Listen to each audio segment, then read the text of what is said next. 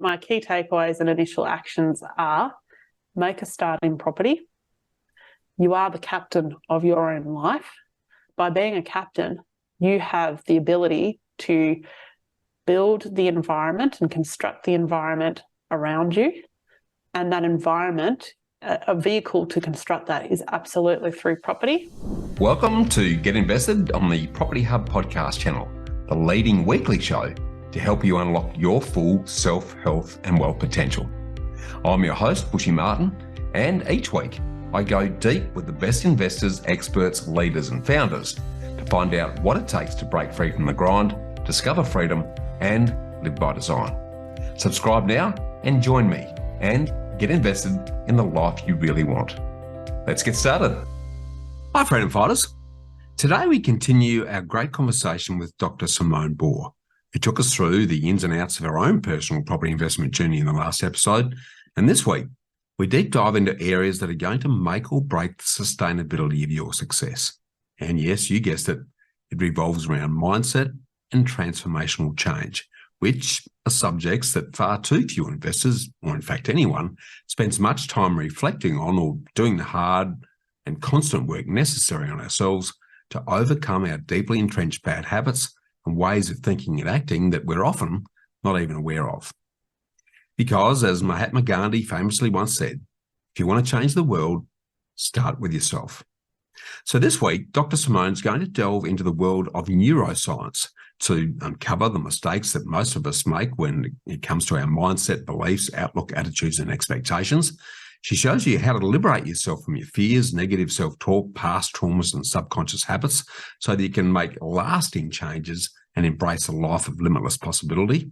She talks about how to break through your insecurities, get off autopilot, and find shortcuts to achieve your dreams and ideal lifestyle. And ultimately, she helps you to unleash abundance and wealth with our neuroscience-backed brain hacks and her transformational life coaching, along with the keys to developing a successful mindset and action orientation in relation to money, investment, and wealth. So if you're really serious about changing your trajectory and doing the work necessary to make lasting changes on the way to your version of financial freedom, then this is the episode for you. Now, before we get into it, I want to ask you a favour that will only take a couple of seconds of your time. Just over 70% of you that watch and listen to the Property Hub podcast don't subscribe. So if you've ever enjoyed any of our shows and videos, can you please do us a favour and hit the subscribe button. It helps our channel more than you know, and I promise you that the bigger the channel gets, the bigger the best get, and the better the content gets. So simply hit the subscribe button now. Thank you. And if you're enjoying the Property Hub and you'd like to ask more questions of our guests or our team of experts, or you want to leave your comments and feedback, just join and jump into our newly launched Property Hub Collective interactive Facebook community, where you can keep the conversation going with other like-minded, hard-working Aussies in a safe place without any fear of ever being sold to. Just search on Facebook for the Property Hub Collective or click on the link in the show notes, and we look forward to connecting with you more there. In the meantime, let's dive into Dr. Simone Boer's transformational brain hacks. So enjoy and let's get invested. Now I want to turn to the subjects that are, as I say, near and dear to both of our hearts and revolving around sort of that unleashing abundance and wealth with the brain hacks and the transformational life coaching that you know is assisting people with. So to sort of kick off and set the scene for that, Dr. Simone, what mistakes do you see investors making when it comes to our mindset, beliefs, outlook, attitudes, and expectations? Everything. Thinking too small. Yeah. That is absolutely the first one, because people look at where we are now and they go, how have you done that?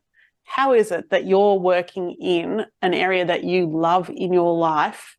And it was all because we had the goal at the start, which was a traditional, as you do when you get into investing, get 10 properties in 10 years. And we didn't quite make that. We made it to, I think, about eight or nine properties at the time. And I've got to jump in there. I hate that myth. It does my head in, Dr. Simone. There's 10 properties in 10 years bollocks, because it's not about the number of properties. It's about the equity and the cash flow that they create. So if you've got one property that does the job versus 10, Hallelujah. I'm sorry to disrupt you there, but when I hear that so often, that it's like, come on, guys. And most of the people who are pushing that are people in the industry who are trying to create a gravy train that puts people on this pathway to make sure they're doing more and more work with them rather than thinking about what's in the investor's best interest. But I go off on a tangent there, so my apology. Let's get back to the subject. Yeah, 100%. But when you're literally a backyard investor, that's what gets touted around. And it's only now that I've realized actually one property can absolutely yield the same as 10 properties if it's the right property. Yeah. So I think what from a belief perspective with investors, it is having that end goal in mind. Yes. Most of them don't have that end goal in mind and clearly articulated. Yeah. And my original end goal, as I said, was 10 properties in 10 years. Well, then what? And the idea was 5 properties for me, 5 properties for my partner. Yep.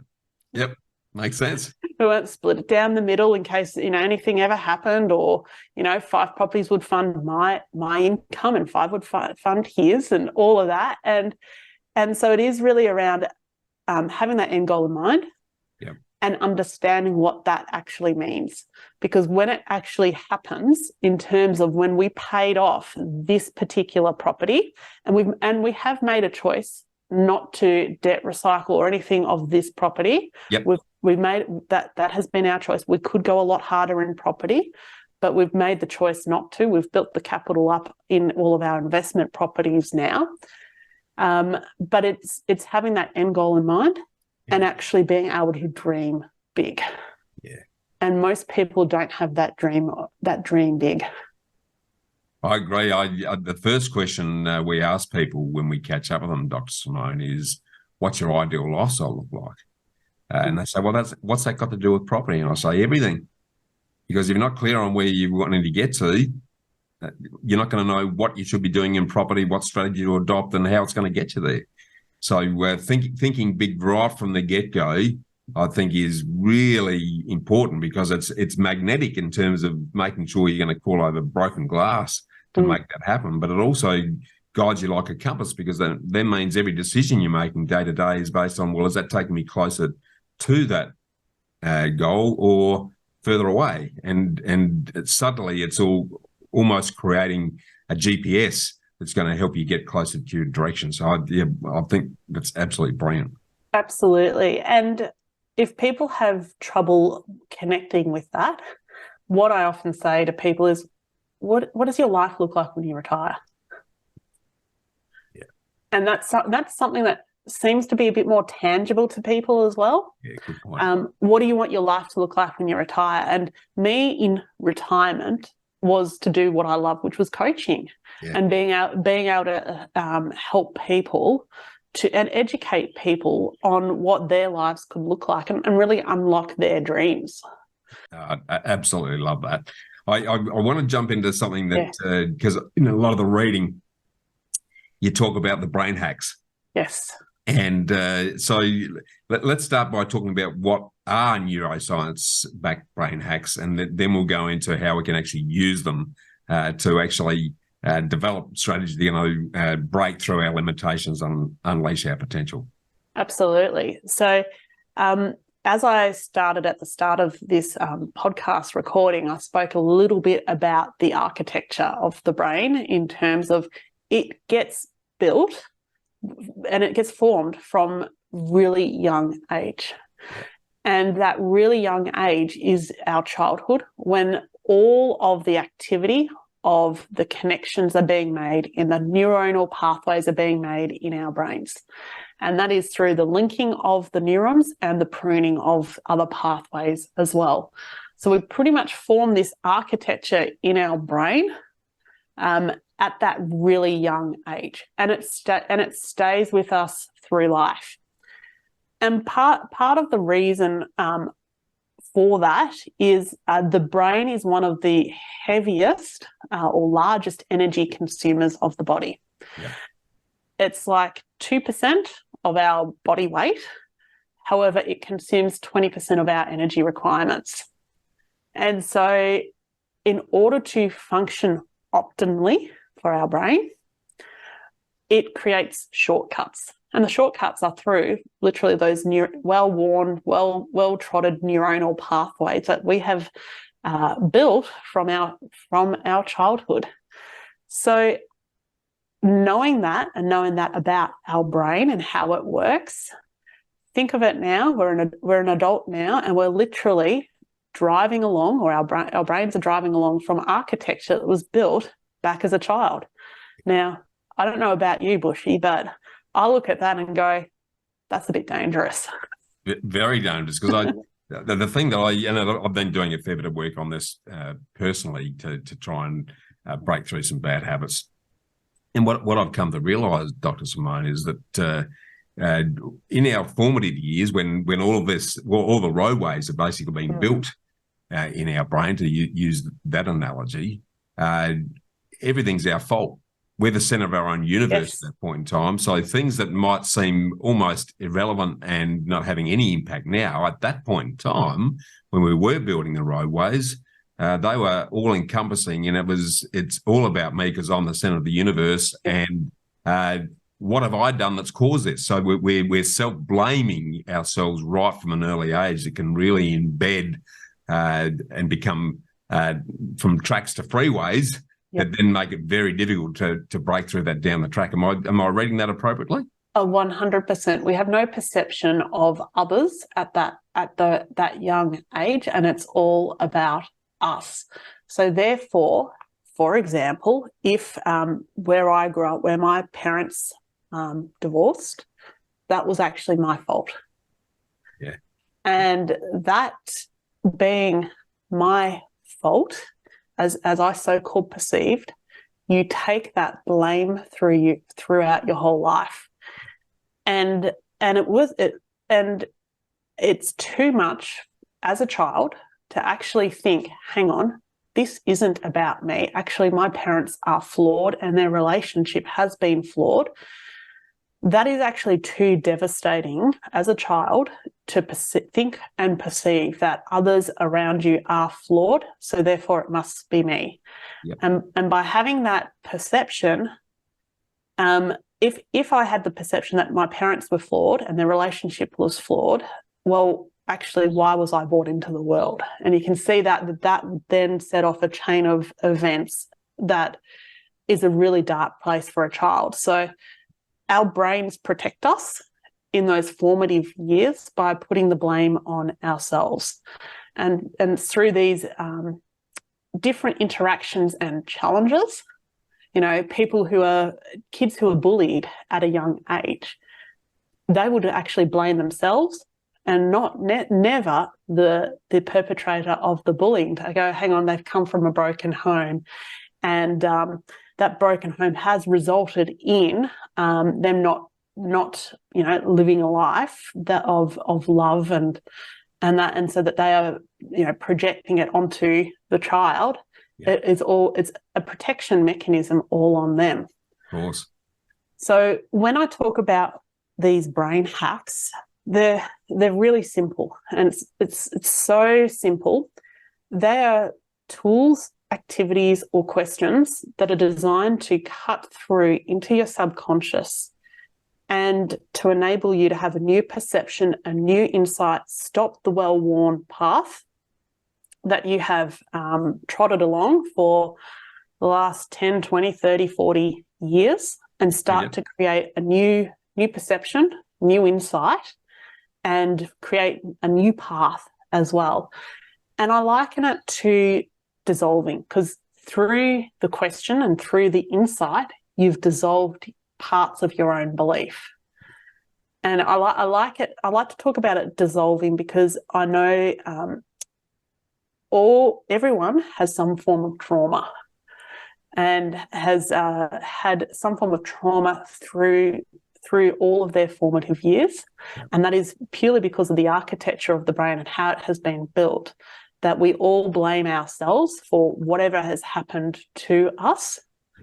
And so these brain hacks are questions, activities, tools that are designed to cut through to the subconscious, create a new insight, a new belief to enable that architecture that was built to start to tinker with that and upgrade. We're doing a renovation on our own brain, really, aren't we? We're going to put it in property terms. Yes, we're going to absolutely. knock out a few walls and create some new ones and new passageways that are going to allow us to function and live better in the home. So can you share a few examples of some of those for us to make that a bit more tangible for us? Yes, absolutely.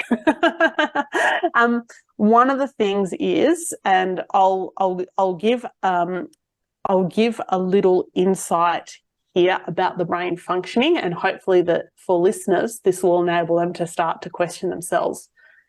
We are born with one fear and one fear only. Every other fear is learnt. And if you actually want to see that in action, I have a 15-month-old son right at the moment. Yep. And yes, I have been busy in my retirement as well. It is fascinating to watch a young child, see a spider and look at it with interest.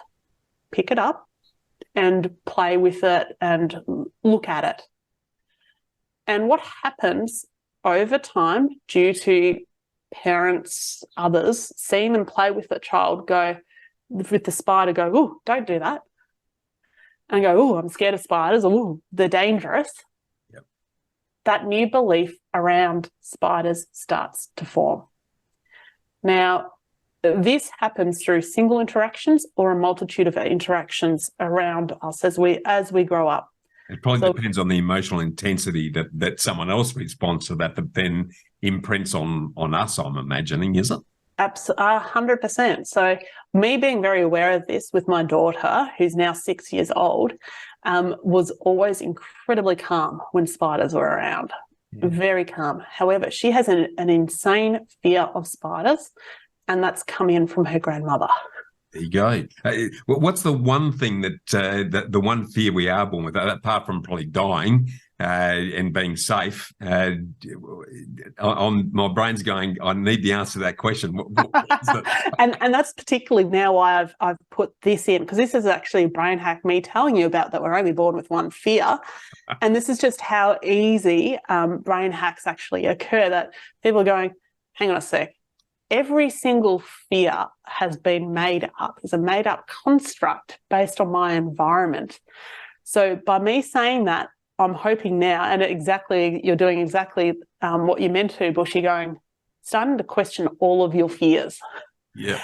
And so that one fear that we are born with is the fear of falling. Yeah, right. Interesting. And so if you think about when you're dreaming, you wake up whenever you're falling. Totally. And that is the one fear we're born with.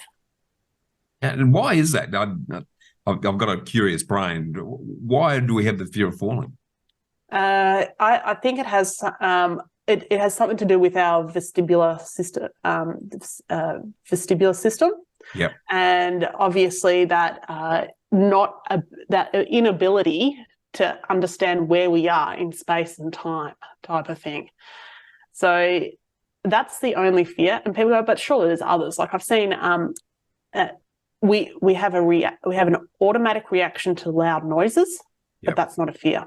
Yep. So you may see babies cry, very young babies cry to loud noises, but it's not a fear. It's just a reaction.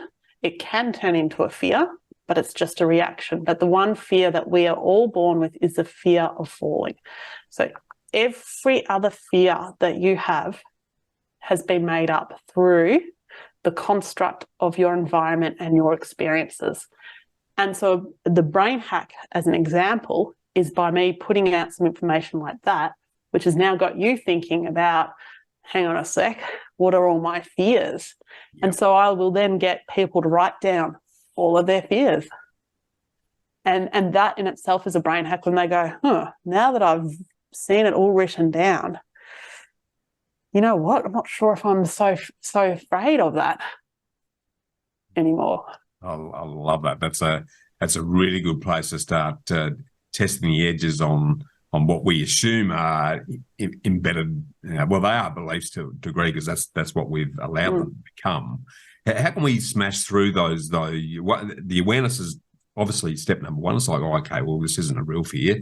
How do we go to the next level and then dive into that subconscious that's lurking in the backgrounds and the elephants running through the jungle to make some lasting change in that? Yeah, so it's at that point that there's a whole different series of pathways you can go down. Okay. So, and it all depends on where that fear came from and how easy it is to dislodge it and move it. And I guess in our own individually on how we best learn and make the change, because we're all going to be a bit different. Some are visual, some are going to be oral, some are kinesthetic. It's going to vary based on that too to some degree, isn't it? Absolutely. So sometimes fears can be made up on, all fears are made up as a result of our construct and the beliefs and the environment we've grown up in. So sometimes it is about going back to revisit that memory of where that fear originated from. Yeah. And to actually perceive new things about that memory. And so we're talking about basically a visualization activity or meditation visualization activity, whereby you go back to that particular memory and you start to remember additional things about that memory that is stored in your subconscious and not in your conscious. And as soon as you start to remember new things about that memory, it starts to dislodge and creates a bit of a new thought paradigm in your mind to going, if I now see something new about that particular memory, is the thing that I'm holding on to, is that still real or not? Yeah, so it's reframing and I guess re-feeling that emotion, because again, I'm no neuroscientist, I know enough to be dangerous, but a lot of it's embedded in the emotional exercise and the, that great book, the body. What's the book called? The Body Shows the Scars, or the body. Once it's embedded in emotion and then embedded in the body, that would make it much more difficult to break. But if you're reframing, you can remember back to the trigger and reframe it, that creates a different emotion that has a different impact, then you're on your way to making change. Am I reading that right? 100%. And you've just described another one of my techniques about where that emotion has been stored within your body.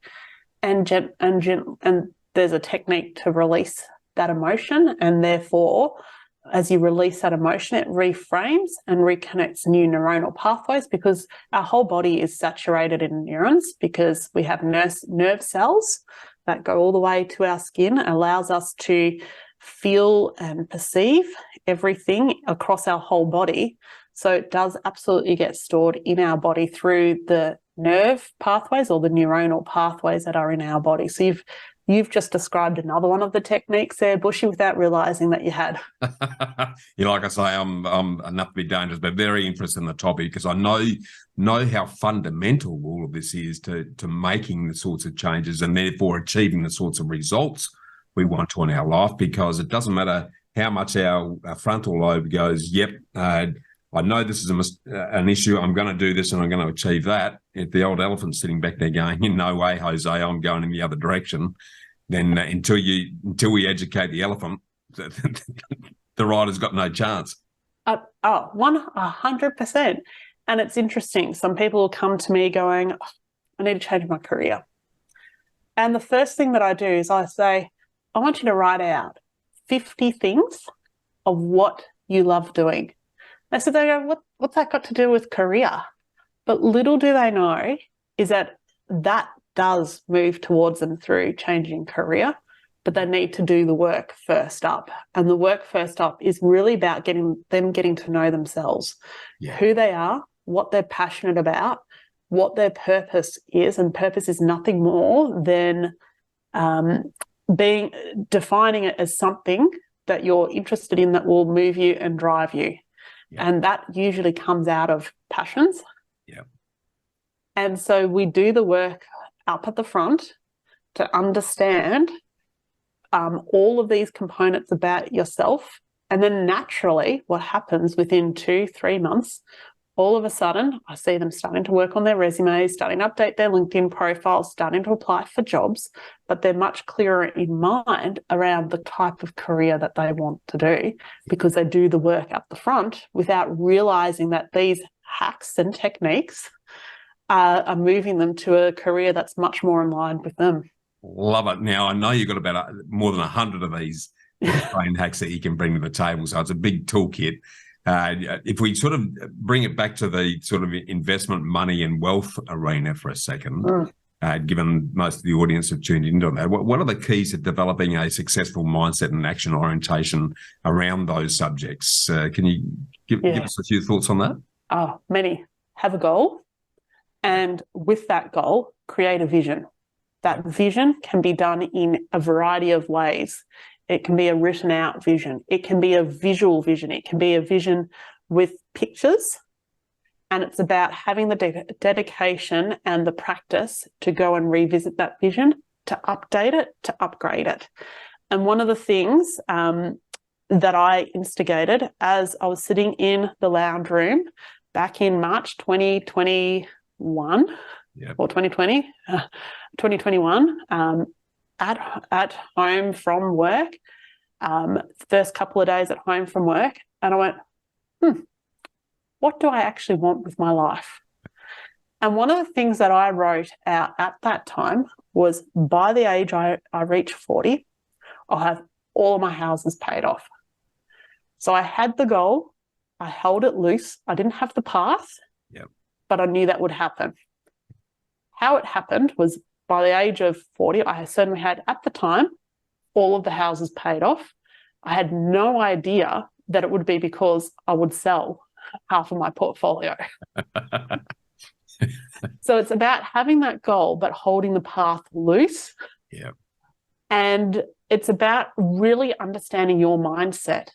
So as I said, I knew back in my early 20s about this incredible frugal saving perspective. And I knew I needed to change myself into an investor or realist perspective, but how to do that. And I'm still on that journey. I'm still on that path. And so it's about understanding, firstly, your relationship with money. Are you a spender? Are you a saver? Are you a pretender? Are you a dreamer? Or are you a realist or an investor? And it's about understanding your money mindset and understanding the construct of money as well. Because we've literally made up this term of money, and we've assigned a value to money. And we are in a capitalist society, and you can put that money through to investing and houses to create choice and freedom. And ultimately, it's not about having the money. It's about, what does that enable you to do? So a lot of people have the monetary goal, but it's more so about, well, what does that enable you to do? It's spot on. And coming back to how do you want to live when you retire, that question you posed earlier on, if you put some real vivid colour around what that excites you to make the moves, and then just by that intention, start to attract that into your life, and be, as you say, open to where that might come from. Don't try and set down a roadmap with very set points at very set times, because life's much more dynamic and a lot more fun than that. So we're at least open to it, but we're crystal clear on what that looks like. What a great magnetic exercise to put some shape around. No, I absolutely love that. And again, we're only just touching the surface here. I'd love to dive in. We'll get you back at some stage, Dr. Simone, because I think there's so much that a lot of people don't understand, not just in the property investing sphere, but about their lives generally, that all starts in the deep, dark recesses of our subconscious mind. So to sort of bring that to a close then, where do we need to start with transformational coaching, and what steps should we take apart from picking up the phone and ringing you? It's really having that dedication to self-reflect on you. The first step is to go, you know what? am I a passenger in my life or am I a captain? And that's simple. And once again, another brain hack, really simple question. Am I a passenger or am I a captain? Yeah. And allow whatever answer comes your way. And this is a big thing. Allow whatever answer comes your way, because that's your subconscious talking. It was like when I was in corporate life, I knew it was my subconscious saying, what if you didn't have to work full time? What if you didn't have to work in corporate? And I went, and that was such a scary thought to me, who'd only ever known life in full-time work, that I went, it took me 3 weeks. I knew what the answer was, which was to leave. Yeah. But it took me 3 weeks to gather the courage to say, this is what I'm going to do. So for those people who want to make a start, answer the question in yourself going, are you a passenger? Are you a captain? Just allow that answer to come through. And in that answer, start to reflect and get to know yourself more. And that is, who am I? What are my beliefs? How have they been shaped? Because they are all shaped from your childhood and from experiences that have helped you move through life. But are they the right beliefs to move you forward? Yeah, and it's again, because we create these early neural pathways in our subconscious that's familiar and comfortable, even though it mightn't be helping us, the subconscious is going, well, we're keeping you safe. Yep. And safety, again, you'd know more about this, but safety is a big basic need of all of us. To do something new that might be better for us but feels uncomfortable, it's going to be challenging for most people, because your body is going to react to it. Even though it's probably heading us in the right direction, we're so used to sitting in that space of the old and familiar and again, using your own example of always challenging yourself, which so I can see where this comes from, because if you're always challenging yourself, you're getting comfortable with being uncomfortable, because you know that's the pathway to improvement and growth and whatever it is you're trying to achieve. Absolutely love that. This is gold. I'm loving this conversation, and we're going to be talking more, because I'm going to be keen to investigate how you can be assisting a lot of our investors where we see they've clearly got some mindset limitations, and you can help break through that and help them to actually take advantage of the opportunity that's before them. So absolute gold. I want to jump now into what I call the ambush fast four, Dr. Simone, which are the four. I'm going to just give you the blindfold and the cigarette and ask you these quick questions. So what's your favourite quote and why? My favourite quote is, just make it happen. Yeah. And it literally is how I've lived my whole life. Yeah, I love it. It's self-explanatory. Yeah, that one knocks it on the head. If we jump into the literary field, what's the top book you'd recommend we read and why? Yeah, The Big Leap by Gay Hendricks. So it's not necessarily a property investing book, but it is enough to open your mindset in order to go, hang on a sec, can life be this good across all facets, and where am I limiting myself? And it is all about that self-limitation and that pushing past your own boundaries. And for me, I look at that, and it was a book that I went, oh my goodness, there are limitations. Yes, there are some, components in my life that I would actually say isn't going as well as what they should be. Hang on a sec, I've created that. That's a self-sabotage on my behalf. Yeah. And that book was a real eye-opener to go, I've created that self-sabotage. What is it that I can do about that? Because components of my life are great, but there are some others that are, and I'm happy to be honest, my so-called perception of my fitness levels. And I look at that and I go, hang on, I've created that. You can do something about that. And The Big Leap absolutely hones straight in on that and gives you those hard messages to say you can have every single thing in your life going well all of the time if you allow it. Love it. No, I haven't read that one. I do a lot of reading, and I haven't read it, so that's going straight into the Kindle tonight. Thanks, Dr. Simone. Now, jumping back to the investment sphere for a minute, what's both the best and the worst piece of investment advice that you've ever received?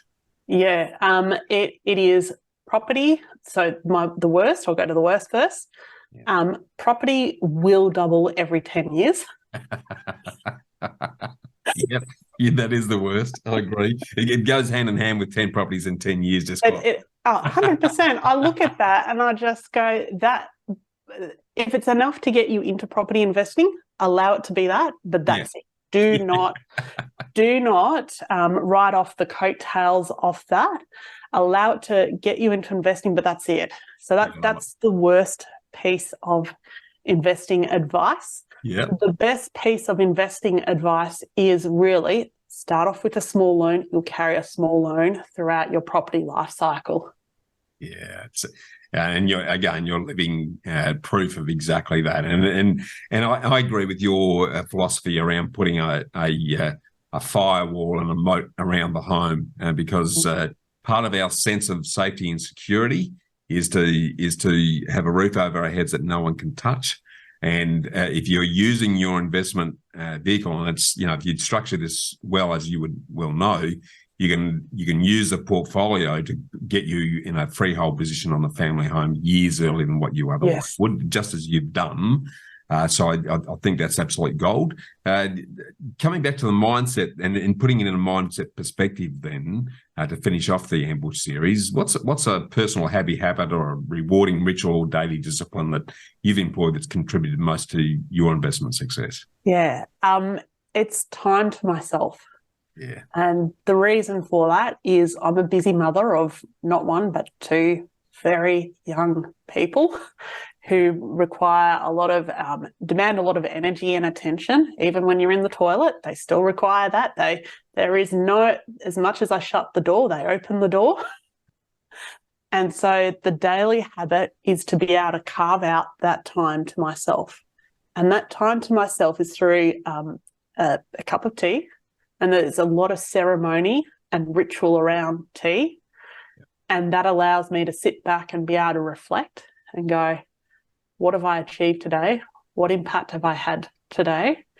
And what mindset have I brought to my day?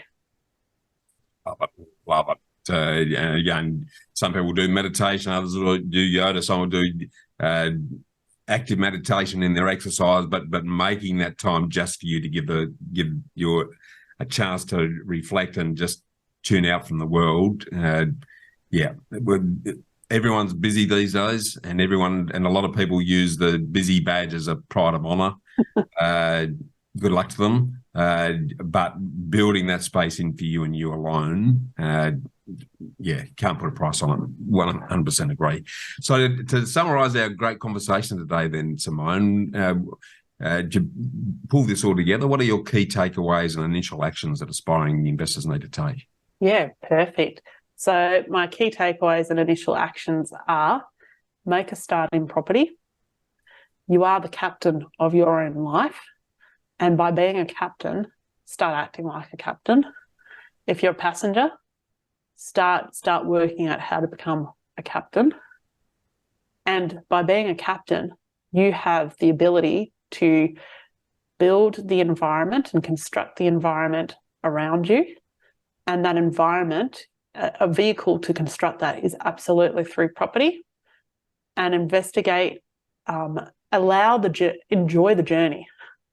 Enjoy the journey of property investing, and allow yourself to grow as much as you're willing to grow, and challenge yourself to get uncomfortable in that journey of property investing, and have that end goal in mind. What does it look like? What does it feel like? What does your life look like by design? And start to bring elements of that life by design into your everyday life now. Absolute gold. Every word you said then resonates 100% with how I like to look at life. So I really appreciate you sharing it. But for those that have been listening like I, who really resonated with your message, Dr. Simone, how can we find out more and get more involved with you? Yeah, sure.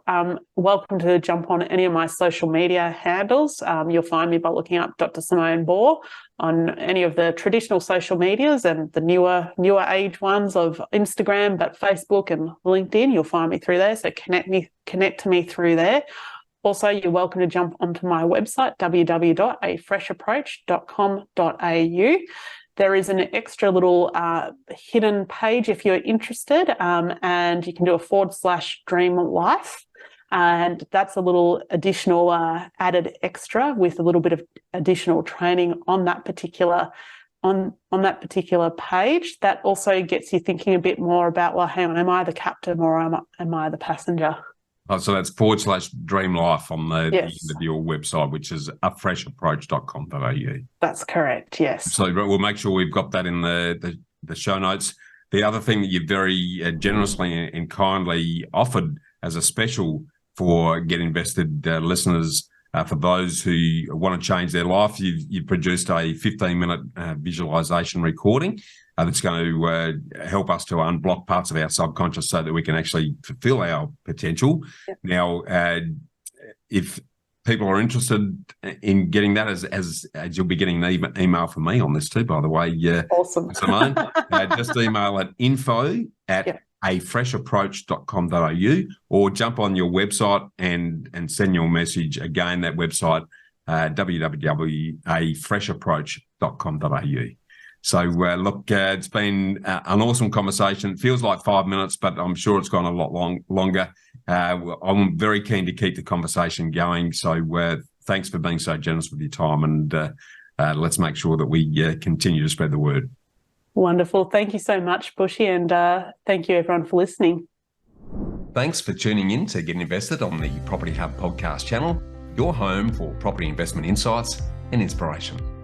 And don't leave yet until you've taken the next step towards living by design by getting my award-winning book, Get Invested, absolutely free when you sign up at knowhowproperty.com.au or bushymartin.com.au. And finally, make sure you subscribe to Property Hub to get your weekly dose of Get Invested inspiration, along with every episode of Realty Talk, Australia's leading property show for red-hot property investing news and insights, direct from industry leaders and influencers. Remember to always get invested in your knowledge, and I look forward to seeing you next time.